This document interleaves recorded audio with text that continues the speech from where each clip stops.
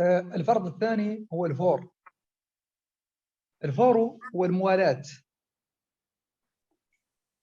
ولك أن تقول الفور هو عدم الفصل بين أعضاء الوضوء فصلا فاحشا، بمعنى أن من شرع في الوضوء يجب عليه أن يتابعه ولا يفصل بين أعضاء الوضوء فصلا فاحشا.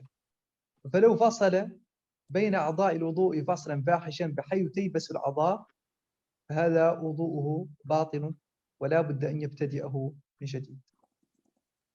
إذن الفور واجب. نعم. Parmi les obligations, les commandements du wudu aussi, al-fawr. Al-fawr, l'immédiateté, qui est aussi en arabe al-muwalat, la successivité, autrement dit. Ces deux-là sont possibles. On peut désigner cette obligation par les deux mots. Ça consiste tout simplement à ce que la personne, elle ne sépare pas le lavage d'un membre par le lavage d'un autre membre d'une durée qui est fahish, qui est fahisha, qui est laide, qui est donc importante, autrement dit. Si la personne, elle sépare le lavage d'un membre par le lavage d'un autre membre d'une durée qui est importante, et dans ce cas-là, c'est-à-dire de sorte que que le membre puisse sécher moyennant des conditions moyennes, dans ce cas-là, c'est trop long et le wudu n'est pas valable. La personne doit le recommencer. Je répète, donc il ne faut pas que le lavage des deux membres soit séparé par un temps qui permettrait à ces membres-là de sécher, selon des conditions moyennes.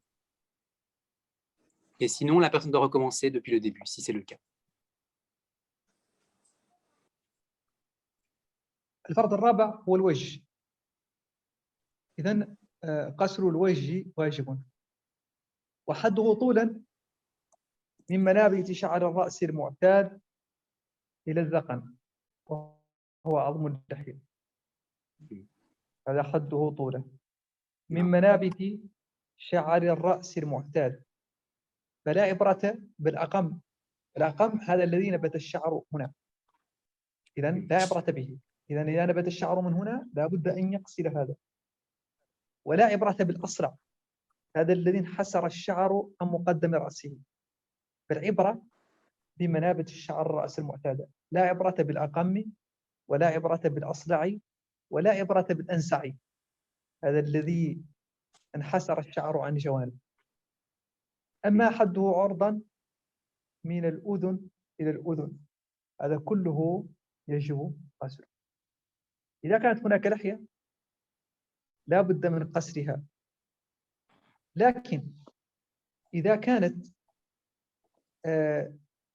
خفيفة يعني بحيث يرى الجلد من تحت الشعر فلا بد من تخليل تلك اللحية، لا بد من تخليلها، يعني لا بد من إيصال الماء لداخله. وإذا كانت لحية كثيفة يكفي أن تغسل وتعرك، تغسل وتعرك، لكن لا يخللها. إذا كانت كثيفة يكره له تخليلها، وقيل يندب له تخليلها، وقيل يجب. نعم. بسم الله.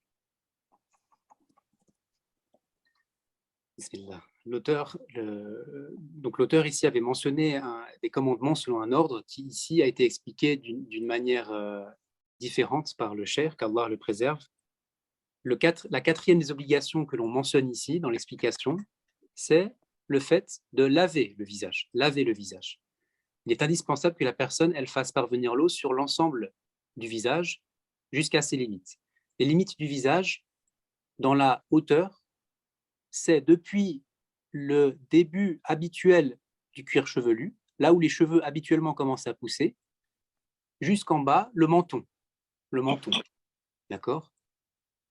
Les limites du cuir chevelu habituel jusqu'au menton. Ça, c'est les limites en hauteur. Maintenant, le cheikh, qu'Allah le préserve, a parlé de la personne qui éventuellement a des cheveux qui poussent en dessous de la limite du cuir chevelu habituellement. S'il y a des cheveux qui poussent un petit peu sur le front, comme ça, eh bien, il n'y a pas de considération à ça. La personne, elle considère que c'est une partie du visage. Autrement dit, eh bien, elle doit laver ça. Pas de considération, c'est-à-dire, elle ne se dit pas, mes cheveux, ils commencent là, donc je lave que jusqu'à là où mes cheveux existent. Non, elle doit laver, parce que ici, les cheveux sont dans la limite du visage. Mais si aussi maintenant le cheikh a mentionné comme exemple, les cheveux avaient quelque peu disparu au-delà des limites habituelles. Donc la personne, elle commence à avoir une sorte de dégarnissement après la limite habituelle des cheveux, et bien dans ce cas-là non plus, elle ne considère pas cette perte-là, elle lave simplement jusqu'aux limites habituelles du cuir chevelu. Quant au menton, qui est à la limite inférieure, si la personne elle a une barbe, eh bien, il est indispensable que la personne elle aille jusqu'à sa barbe. D'accord ? Elle aille jusqu'à sa barbe. La barbe, c'est aussi quelque chose qui doit être lavé dans certains cas. Dans certains cas, on doit laver la barbe, comme on laverait le visage. Dans certains cas, on ne se contente que de passer la main humide, mouillée sur la barbe. Dans le cas où la barbe elle est fine, ça veut dire que l'on voit à travers la barbe la peau de la personne. Dans ce cas-là, il est obligatoire de faire parvenir l'eau dans la barbe sur la peau. Parce que ici, ça a le même jugement que le reste du visage. Il faut que l'eau arrive dans la barbe, si la barbe est fine.